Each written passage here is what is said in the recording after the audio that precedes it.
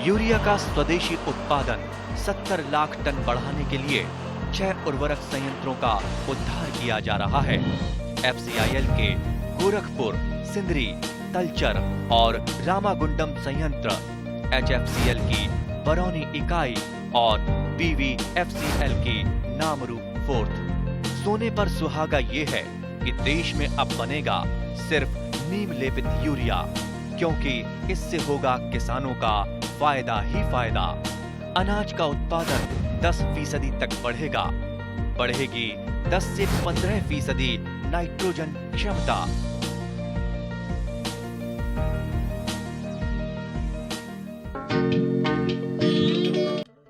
যিসকল লোকে গোপালনক অথবা দুগ্ধ উৎপাদনক জীৱিকাৰ মুখ্য পদ হিচাপে লৈছে, তেখেতসকলে নিজৰ গো সম্পদক গোহালিতে ৰাখিছে আৰু নিবিড় পদ্ধতিৰে উৎসাহী পৰিৱেশ দি জীৱন আৰু জীৱিকাৰ সংগ্ৰাম চলাইছে। মন কৰিবলগীয়া যে এইসকল গোপালকে বিজ্ঞানসন্মতভাৱে গোহালি সাজি লোৱাৰ উপৰিও নিয়মীয়াকৈ পানীৰে মজিয়া পৰিষ্কাৰ কৰে আৰু গোবৰবিহীন মজিয়াত গুৰুত্ব আৰোপ কৰে। পশুধন অৰ্থনীতিত লাভৰ সূচাংক নিৰ্ভৰ কৰে পৰিষ্কাৰ পৰিচ্ছন্ন পৰিৱেশ, স্বাস্থ্য সুৰক্ষা আৰু সুষম দানা তথা কেঁচা ঘাঁহৰ যোগানৰ ওপৰত। কিয়নো বিজ্ঞানসন্মত গোপালনে কেৱল গাখীৰ উৎপাদন বৃদ্ধিতে সীমাবদ্ধ নাথাকি একোটা পৰিয়ালক দিয়ে আৰ্থিক নিৰাপত্তা আৰু সংস্থাপন। কামৰূপ জিলাৰ পলাশবাৰী ৰাজহ চক্ৰৰ বৰিহাটৰ জগদীশ দাস এজন প্ৰগতিশীল গোপালক। স্নাতক ডিগ্ৰী লোৱাৰ পিছত চৰকাৰী চাকৰি বিচাৰি পিছত 2002 চনত বৰ্ণশংকৰ গাই গৰু পালন কৰিবলৈ লয়। বিজ্ঞানসন্মত গোহালি সাজি লৈ নিজাববীয়াকৈ ঘাঁহ খেতি আৰম্ভ কৰি জগদীশ দাস এজন সফল গোপালক। কোভিড পৰিস্থিতিগত লকডাউনত ভীষণ আৰ্থিক ক্ষতিৰ সন্মুখীন হোৱা জগদীশ দাসে সেই সময়ত গাখীৰ বিক্ৰী কৰিব নোৱাৰি পেলাই দিব লগা হৈছিল। সম্প্ৰতি পুনৰ গাখীৰ উৎপাদন কৰি জাৰুৱাৰী দুগ্ধ সমবায় সমিতিকো সক্ৰিয় কৰি তুলিছে। গাই গৰু পালনেৰে জীৱিকাৰ পথ বাছি লোৱাৰ প্ৰসংগত জগদীশ দাসে কয় এনেদৰে। দাস, আপুনি এই দুগ্ধ পাম কেতিয়া আৰম্ভ কৰিলে আৰু কেনেধৰণে আৰম্ভ কৰিলে? মই 2002 চনৰ পৰা আৰম্ভ কৰিলোঁ। আগতে আমাৰ লোকেল গৰু আছিল, যিটো লখিমী বুলি কয়। এই জাতটো ক্ৰছ কৰিলে যে ভাল পোৱালি হয় সেইটো মই দেখিলোঁ। আৰু চন্দন সৰণীয়া ছাৰে আমাক তাৰমানে আত্মাৰ ট্ৰেইনিং দিছে আৰু বাকী তেনেকুৱা ধৰণৰ ট্ৰেইনিং বহুতে দিলে। তেখেতৰ ট্ৰেইনিঙত গৈ গৈ তাৰমানে অনুপ্ৰাণিত হ'লোঁ আৰু যে ক্ৰছবিট কৰিলে যে গাখীৰটোও বেছি পায়, ভাল পোৱালি পায়, মানে সেইটো চিন্তা চৰ্চা কৰিয়ে মই তাৰমানে ক্ৰছ কৰিলোঁ গোটেই গৰুখিনি। তাৰপিছত ভাবিলোঁ মই 2002 চনত ডিগ্ৰী কমপ্লিট কৰিছোঁ। তেতিয়াৰ পৰা চাকৰিৰ পিছত মানে 2-1 গৈছিলোঁ, নোযোৱা নহয়, কিন্তু দেখিলোঁ যে তাৰপিছত দৌৰি লাভ নাই আৰু। গতিকে মই কিবা এটা নিজে কৰিলে ভাল হয়, সেইটো ভাবিয়ে কৰিলোঁ। ক্ৰছ কৰিলে দেখোন গাখীৰটোও বেছি পাওঁ আৰু এইখিনি বিক্ৰী কৰিলে দেখোন পইচাও পাম, সেইটো চিন্তাধাৰা মাথাত আহিল আৰু। তেতিয়াৰ পৰা মই ক্ৰছ কৰি কৰি বৰ্তমানৰ পৰিস্থিতিলৈকে আহিলোঁ। তেতিয়া কিমানটা আছিল, মানে গাই গৰু কিমান আছিল তেতিয়া? তেতিয়া আমাৰ লোকেল গৰু আছিল আপোনাৰ 6-7 জনী। আৰু AI কৰাৰ পিছত বৰ্ণশংকৰ গাই গৰু কিমান হ'ল? এতিয়া বৰ্তমান আপোনাৰ মোৰ হেৰি আছে, গাই 5 জনী আৰু পলে 2 জনী, আৰু বিক্ৰী কৰিলোঁ। আগতে 7 জনী আছিল, মানে চেউৰি বিক্ৰী কৰিছে? চেউৰি বিক্ৰী কৰিছোঁ। আৰু আপুনি এই আজি 2002 চনৰ পৰা গাই গৰু পালন কৰি যে এটা পৰিয়াল সুন্দৰভাৱে চলাবলৈ হয় কেইজনী গাই গৰু পালন কৰিলে সি লাভদায়ক বা সি পৰিয়াল চলাত সহায় কৰিব? মিনিমাম 5 জনী লাগে আৰু। 5 জনী? হয়। 5 জনী যদি গাই গৰু পালন কৰে, খৰচ বাদ দি হয় তেওঁৰ মাহেকত কিমান টকা ৰ'ব পাৰে? আপোনাৰ ধৰক মাহেকত মানে পৰিয়াল এটা আৰু ভালদৰে চলিব পাৰি আৰু 15-20 হাজাৰ টকা থাকে আৰু। 15-20 হাজাৰ থাকে। বাৰু প্ৰথমতে আপুনি যেতিয়া এই গাই গৰু পালন আৰম্ভ কৰিছিল তেতিয়া ওচৰ পাজৰত গাই গৰু এনেধৰণে পালন কৰা হৈছিল নে বাৰু? এনেধৰণে পালন কৰা নাছিলে। দেখিছিলোঁ দূৰত দুই এক ঘৰ তাৰমানে ক্ৰছ কৰিছে, কৰি পেলাই তেওঁলোকো তাৰমানে কৈ পেলাই মই সোধোঁ আপোনালোক গাখীৰ কেনেকুৱা, বোলে আমাৰ লোকেল গৰুতকৈ এই গৰুটো গাখীৰ অলপ বেছি, গতিকে এইটো কৰিলে ভাল হয়। এতিয়া তাৰমানে মোৰ আৰু ভাৱ হ'ল এইটো কৰাই ভাল আৰু এই যিখিনি গাখীৰ উৎপাদন হৈছিল তেতিয়া গাখীৰ উৎপাদন কিমান আছিল আপোনাৰ যেতিয়া আৰম্ভণিতে, যেতিয়া বৰ্ণশংকৰ গাই গৰু আপুনি আৰম্ভ কৰিলে? হয়, তেতিয়া 5-6 লিটাৰলৈকে পাইছিলোঁ। তাৰপিছত ক্ৰমান্বয়ে আৰু ক্ৰছ কৰাৰ পিছত বাঢ়ি গৈ আছে। এতিয়া মোৰ 14 লিটাৰ 12 লিটাৰ তেনেকুৱা গৰু আছে। এতিয়া আপোনাৰ সাধাৰণতে কি হ'ল, আমি যদি প্ৰতিটো গাই গৰুৱে মানে গাখীৰ দিয়া অৱস্থাত থাকে, হয়, তেতিয়া আপোনাৰ সামগ্ৰিকভাৱে উৎপাদন কিমান হয় দৈনিক? মই যদি মানে গাভিনী গৰু নধৰি পেলাই যে প্ৰতিটো গাই গৰুৱে যদি মানে গাখীৰ দিয়ে, তেতিয়া উৎপাদন কিমান থাকে? মোৰ যিকেইটা গৰু আছে মিনিমাম 10 লিটাৰ গাখীৰ হয়। গতিকে 5জনী গাই ধৰিলে 50 লিটাৰ ন্যূনতম উৎপাদন থাকে। এই গাখীৰখিনি আপুনি কি ধৰণে মাৰ্কেটিং কৰিছে বা বিপণন কৰিছে? আপুনি ঘৰতে বিক্ৰী কৰে নে কিবা ছ'চাইটি আছে আপোনালোকৰ? প্ৰথম অৱস্থাত তাৰমানে দোকানত বিক্ৰী কৰিছিলোঁ। তেতিয়া দেখিলোঁ যে তেওঁলোকৰ মতে মানে দাম দৰ নিৰ্ধাৰণ কৰে। আমি কেইজন মানে লগ লাগি ভাবিলোঁ যে ছ'চাইটি এখন খুলিব পাৰিলে, ডায়েৰী তেনেকুৱাকৈ চিন্তা চৰ্চা কৰি ডায়েৰী এখন খুলি দিলোঁ। তাত আমি গাখীৰটো কালেকশ্যন কৰোঁ। এতিয়াও বৰ্তমান কালেকশ্যন কৰি আছোঁ। তাৰ পৰাই তাৰমানে আমাৰ ডিষ্ট্ৰিবিউট হয়। সেই গাখীৰখিনি আপোনালোকে ক'ত নিয়ে ছ'চাইটিৰ? সেইখিনি আমাৰ পাইকাৰী আহি পেলাই লৈ যায়। দাম কিমানকৈ পায় তাত? এতিয়া বৰ্তমান আপুনি মানে যদি হেৰি চাই চালে 45 টকা কৰি আমি পাইকাৰী তাত বিকোঁ, আৰু 2-1 লিটাৰ নিয়ে লোকেল চেলটো 50 টকা। 50 টকা। হয়। কিমানজন সদস্য আছে আপোনালোকৰ ছ'চাইটিত? 20 জন আছে বৰ্তমান, আৰু বাকী সদস্যৰ বাহিৰেও আৰু বেলেগে গাখীৰ দিয়ে তাত। তেওঁলোকক এই সদস্যসকলক আপোনালোকে পে'মেণ্টটো কেনেধৰণে কৰে? এইটো সপ্তাহৰ মূৰত কৰা যায়। সপ্তাহৰ মূৰত? হয়। এইটো কেছ ট্ৰেঞ্জেকশ্যন হয় নে আপোনালোকে বেংকে দিয়ে? নাই, এইটো কেছে দিওঁ। কেছে দিয়ে। হয়। বাৰু বাকী কিবা অন্যান্য তাত বাদে আপোনালোকে কি সুবিধা দিয়ে আমাৰ সদস্যখিনিক লাভ হিচাপত, লাভৰ অংশ হিচাপত? বছৰত বোনাছ এটা দিয়া যায়। বোনাছ এটা দিয়ে। কিমান বোনাছ পায় একোজন? মানে গাখীৰৰ মানে অনুপাত অনুযায়ী তথাপি মানে মেক্সিমাম বা ধৰক মই 10 লিটাৰ গাখীৰ দিছোঁ, 10 লিটাৰ 2 টকাকৈ 20 টকা, কেনেকুৱা ধৰণে দিওঁ আৰু সেই মতত হিচাপ কৰি দিয়ে। এতিয়া ছ'চাইটি খোলাৰ পিছত আমাৰ সদস্যসকলে বা উৎপাদকসকলে তেওঁলোকে এখন নিশ্চিত বজাৰ পোৱা বুলি ভাবেনে? নিশ্চিত বজাৰত নোপোৱা নহয়, পাইছে। হয়। তাৰপিছত আপুনি কেনেধৰণে এই মানে কৃত্ৰিম প্ৰজননৰ, অৰ্থাৎ আপুনি নিজাববীয়াকৈ কৃত্ৰিম প্ৰজনন বা ভেকচিনেশ্যন বা আত্মা এইবিলাকত জড়িত কেনেধৰণে হ'ল?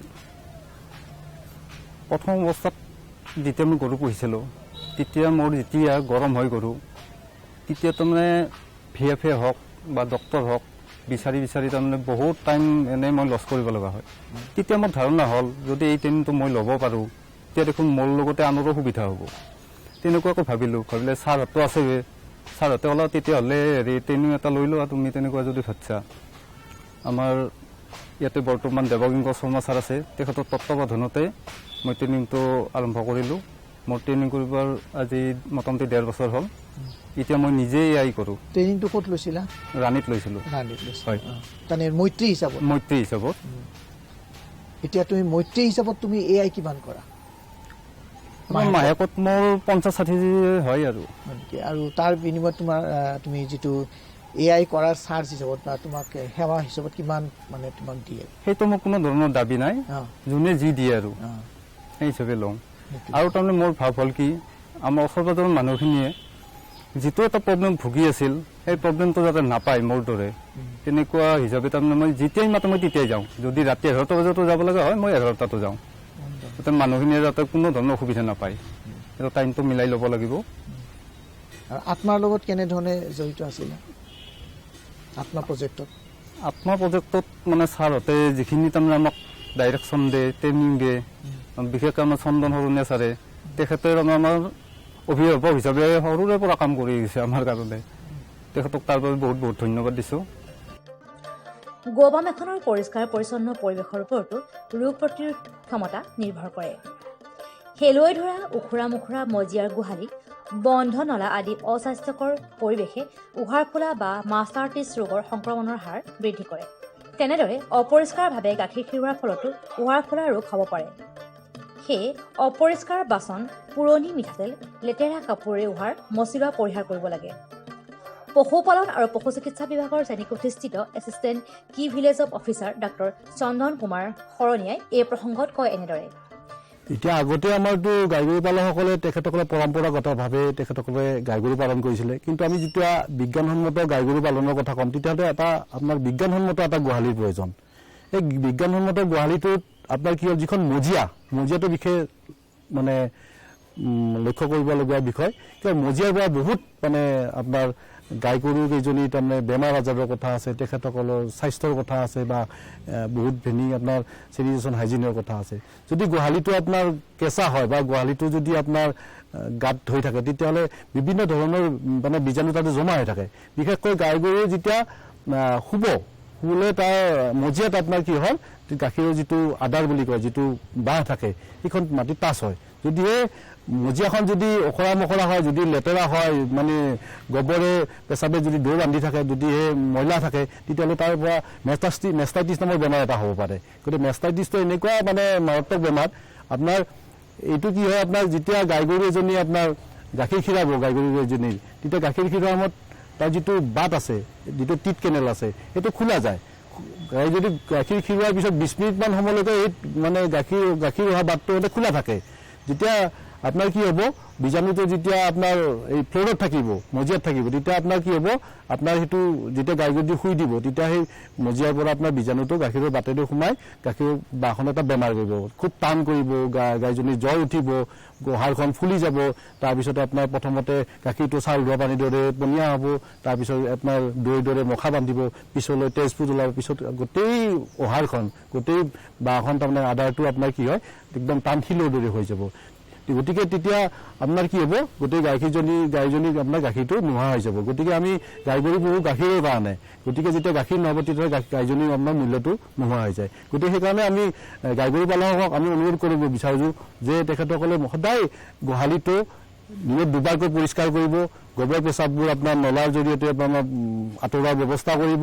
তাৰপিছতে আপোনাৰ গাই খীৰোৱাৰ সময়ত আপোনাৰ সেই গাইজনীৰ বাঁহখন আপোনাৰ কুহুমীয়া পানীৰে আপোনাৰ পটাছ পানীৰে আপোনাৰ ধুই ল'ব। তাৰপিছতে যিজনী গাই খীৰাব সেই গাইজনীৰ যাতে কাপোৰ সেইখনে কাপোৰে হয়, আৰু যিটো তেখেতে গাই গৰু খীৰাৰ সময়ত তেল ব্যৱহাৰ কৰে, মিঠাতেল, সেইটো তাৰমানে সদায় মানে প্ৰতিবাৰ খীৰাওঁতে তাৰমানে নতুন আপোনাৰ মিঠাতেলটো ব্যৱহাৰ কৰে। আমি দেখা পাওঁ যে কিছুমানে পুৰণা কাপ বা কিছুমান বটলত আপোনাৰ ঢাকনি নোহোৱাকৈ সাঁফৰ নোহোৱাকৈ থৈ দিয়ে, আৰু তাতে বিভিন্ন ধৰণৰ বীজাণু আপোনাৰ পৰি কিনে এই যে এজনী গাই গৰুৰ পৰা আন এজনী সংক্ৰমিত হ'ব পাৰে। গতিকে গাই খীৰোৱাৰ সময়ত আৰু কৰিব লাগে পৰিষ্কাৰ পৰিচ্ছন্নতাটো। গাই খীৰোৱাৰ সদায় বিশেষকৈ টুপি পিন্ধিব লাগে, মাস্ক পিন্ধিব লাগে, আৰু গাই গৰু খীৰোৱাৰ সময়ত একদম পৰিষ্কাৰ কাপোৰ পিন্ধিব লাগে, আৰু হাত দুখন ভালকৈ চাবোনেৰে ধুব লাগে। আৰু যিটো আমি পাত্ৰত গাই খীৰাম নহয়, সেই বাচনটো আপোনাৰ ধুনীয়াকৈ আপোনাৰ ডিটাৰজেণ্ট পাউডাৰ গৰম পানীৰে ধুই অলপ ৰ'দত শুকাই কিনে খীৰাব লাগে। গতিকে ইয়াৰ উপৰি আৰু বিভিন্ন ধৰণৰ আছে, গাই গৰু চব পৰিষ্কাৰ কৰিব লাগে। আপুনি গৰমৰ দিনত প্ৰতিদিনে আপুনি গাইকেইজনীক আপুনি ধুৱাব লাগে, আৰু বিশেষকৈ সিহঁতক পৰিষ্কাৰ পৰিচ্ছন্নতাকৈ ৰাখিব লাগে। মাজে মাজে আপোনাৰ ব্লিচিং পাউডাৰ বা কাপোৰ ধোৱা চ'দাৰে গৰম পানীৰে মজিয়াখন তাৰমানে পৰিষ্কাৰ কৰিব লাগে। এনেকুৱা ধৰণৰ যদি ব্যৱস্থা লয়, মই ভাবোঁ মেষ্টাইটিছ নামৰ এই মাৰাত্মক বেমাৰটোৰ পৰা পশুপালকসকল, গাইবুঢ়াসকল আঁতৰি থাকিব পাৰিব। বিজ্ঞানসন্মত গোহালি, মজিয়াৰ নিয়মীয়া পৰিষ্কাৰ, গাখীৰ খীৰোৱাৰ স্বাস্থ্যসন্মত প্ৰস্তুতিয়ে গৰুধনৰ স্বাস্থ্য সুৰক্ষা দিয়াৰ লগতে জনস্বাস্থ্যকো সুৰক্ষিত কৰে। পশুপালন আৰু পশু চিকিৎসা বিভাগ আৰু উদ্যমী গোপালকৰ সজাগতা আৰু প্ৰচেষ্টাই দিব পাৰে স্বাস্থ্যসন্মত গাখীৰ উৎপাদন তথা গাখীৰ খোৱাৰ প্ৰৱণতাৰ পৰিৱেশ।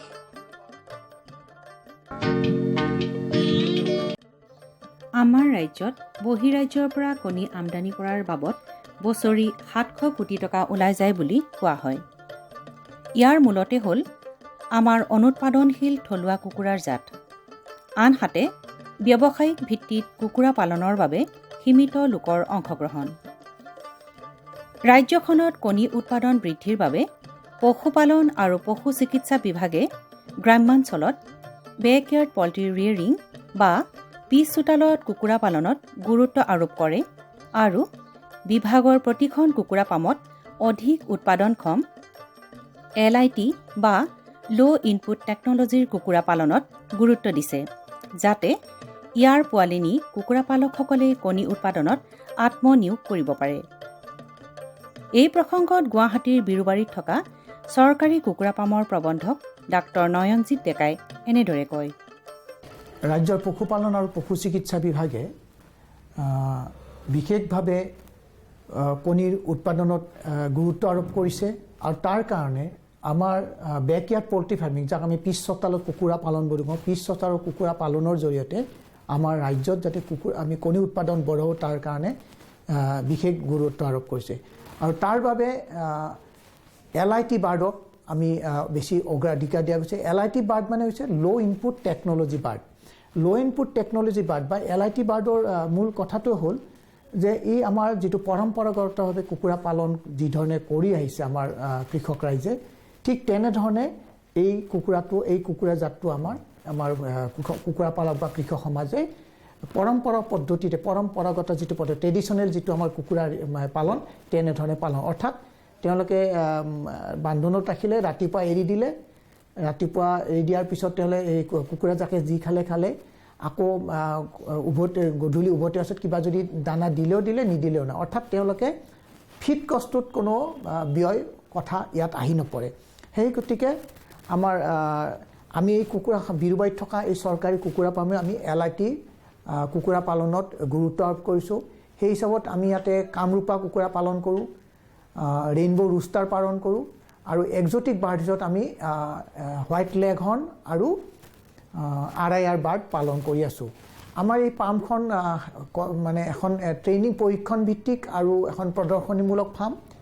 আৰু ইয়াতে আমি মূল উদ্দেশ্যটো হৈছে আমি LIT বাৰ্ডৰ কুকুৰা পালন আমি 4 সপ্তাহলৈকে পালন কৰি অৰ্থাৎ মাডাৰ ইউনিট হিচাপত আমি সেইবোৰ যিসকল ইণ্টাৰেষ্টেড ফাৰ্মাৰ, যিসকলে 10, 20, 30, 40টা তেনেকুৱাকৈ কুকুৰা পালন কৰি তেওঁলোকৰ পৰিয়ালৰ চাহিদাৰ উপৰিও অতিৰিক্তখিনি তেওঁলোকে বিক্ৰী কৰিব পাৰে, তেনেধৰণৰ ফাৰ্মাৰ্ছক আমি LIT কুকুৰাৰ পোৱালি যোগান ধৰোঁ। অৰ্থাৎ এই কুকুৰা পোৱালিৰ বয়স 4 সপ্তাহৰ পৰা 5 সপ্তাহৰ ভিতৰত হয়।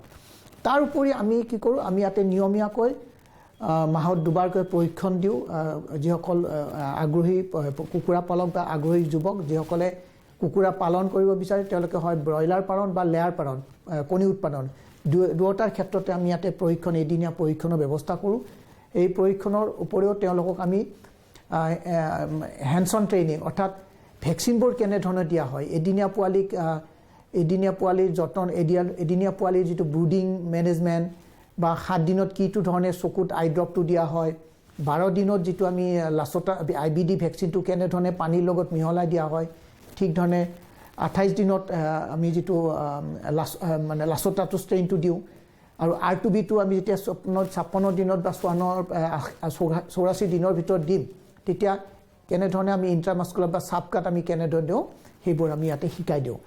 তাৰ উপৰি আমি এটা বিশেষ পদক্ষেপ লৈছোঁ, সেইটো হৈছে পক্ষী সখী বুলি। আমি দেখিলোঁ পাওঁ যে আমাৰ গ্ৰাম্য অঞ্চলত ৰাণীক্ষেতৰ কাৰণে বহুত কুকুৰাৰ মৃত্যু হয়, বিশেষকৈ ভেকচিনৰ অভাৱত বা ভেকচিন নিদিয়াৰ কাৰণে। গতিকে আমি গাঁও অঞ্চলৰ কিছুমান মহিলা আমি কি কৰোঁ, তেওঁলোকক পক্ষী সখী হিচাপত তেওঁলোকক আমি এটা ৰুৰাল পল্ট্ৰি ভেকচিনেটৰ হিচাপত তেওঁলোকক প্ৰশিক্ষণ দিওঁ, যাতে তেওঁলোকে বজাৰৰ পৰা F1 ভেকচিন নি পেলাই তেওঁলোকৰ গাঁৱত তেওঁলোকে এই F1 ভেকচিনটো 5 দিনীয়া পোৱালিক দিব পাৰে। তাৰ বিনিময়ত তেওঁলোকে প্ৰতিটো পোৱালিৰ বিনিময়ত 2 টকাকৈ তেওঁলোকে সংগ্ৰহ কৰি তেওঁলোকৰ আয়ৰ পথো মুকলি কৰিব পাৰে। ঠিক তেনেধৰণে R2B ভেকচিনো তেওঁলোকে দিয়াৰ ব্যৱস্থা কৰিব পাৰে।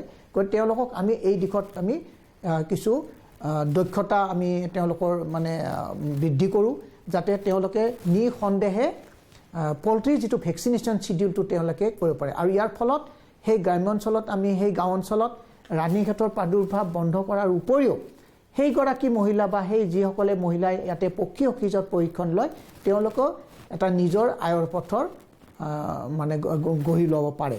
ঠিক তেনেধৰণে আমি আমাৰ এই ফাৰ্মৰ পৰা আমি যিসকল কুকুৰা পালক, অসমৰ বিভিন্ন ঠাইৰ কুকুৰা পালকক আমি ইয়াতে প্ৰশিক্ষণ দিওঁ, তেওঁলোকক আমি যিটো টেলিমেডিচিন বুলি কওঁ, আমি ইয়াতে ফোনৰ জৰিয়তে তেওঁলোকক আমি 24 ঘণ্টাই আমি সেৱা আগবঢ়াওঁ। তেওঁলোকে যেতিয়াই আমাক ফোন কৰে বিভিন্ন সমস্যা, ৰোগৰ সমস্যা, মেনেজমেণ্ট সমস্যা, ব্ৰুডিং সমস্যা, প্ৰতিটো সমস্যাৰ আমি তেওঁলোকক টেলিফোন যোগে তেওঁলোকক আমি সমাধানৰ পথ দিওঁ আৰু তেওঁলোকে তাৰ পৰা যথেষ্ট উপকৃত হৈছে।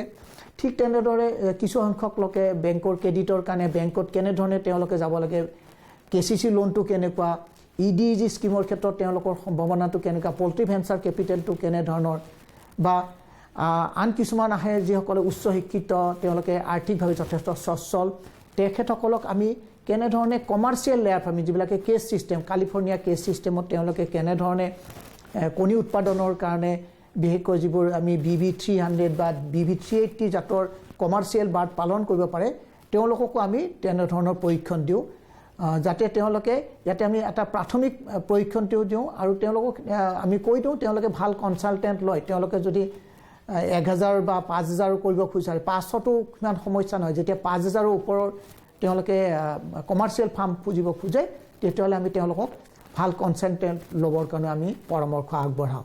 যিহেতু ইয়াতে বিশেষকৈ কেপিটেল এক্সপেণ্ডিচাৰৰ একাৰি এক্সপেন্সত এটা হিউজ বিত্তীয় ইনভলভমেণ্ট বা ফাইনেন্স ইনভলভমেণ্ট জড়িত হৈ থাকে। সামগ্ৰিকভাৱে ক'ব পাৰি, ঘৰে ঘৰে কুকুৰা, ঘৰে ঘৰে কণীৰ ধাৰণাৰে গ্ৰাম্যাঞ্চলৰ লোকসকলে আৰ্থিক পৰিৱৰ্তন অনাৰ লগতে অতিৰিক্ত আয়ৰ পথ মুকলি কৰাৰ লগতে মহিলা সবলীকৰণ প্ৰক্ৰিয়াক গতিশীল কৰি তুলিব পৰা যায়।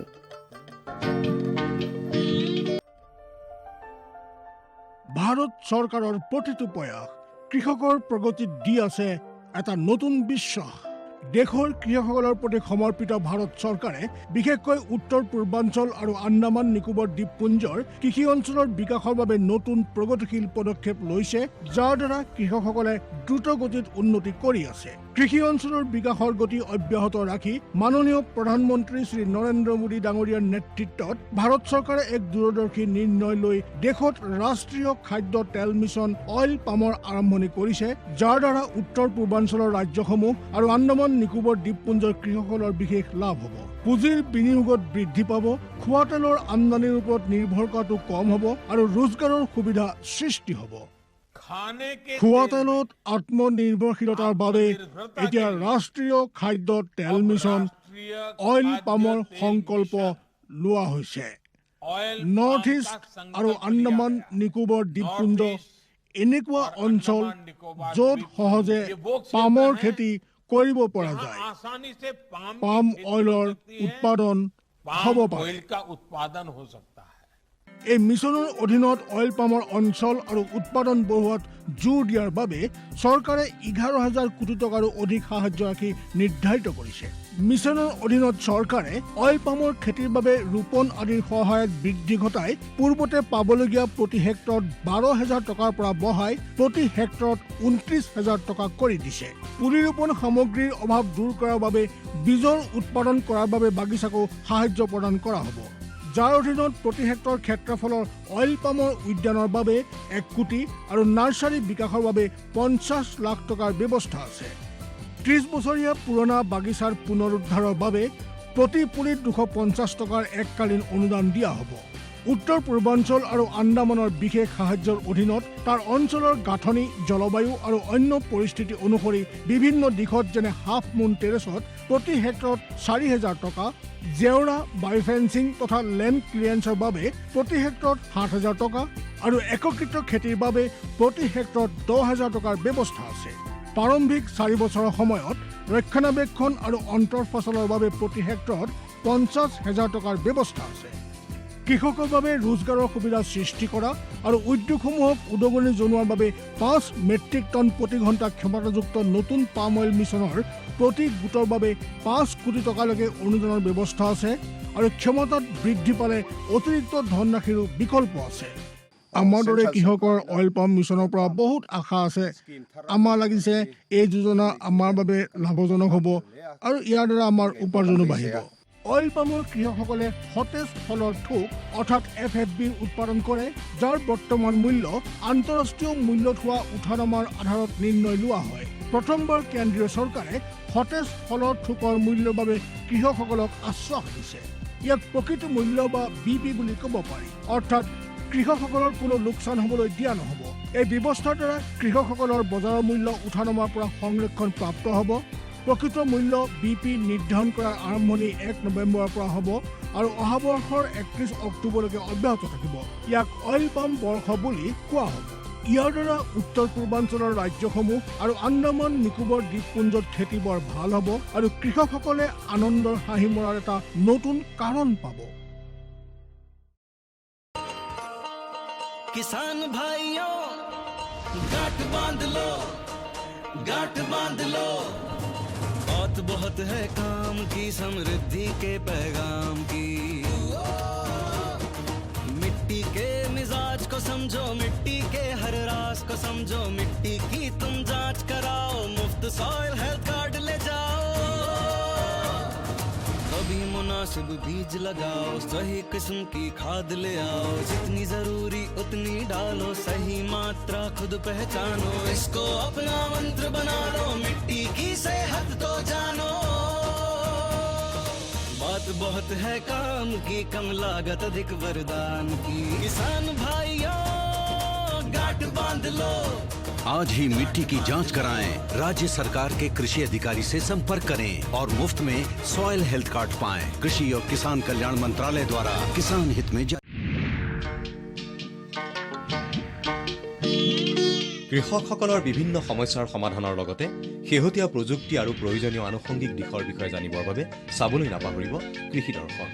প্ৰচাৰিত হয় প্ৰতি সোমবাৰৰ পৰা শুকুৰবাৰলৈ সন্ধিয়া 5:30 বজাৰ পৰা 6 বজালৈ।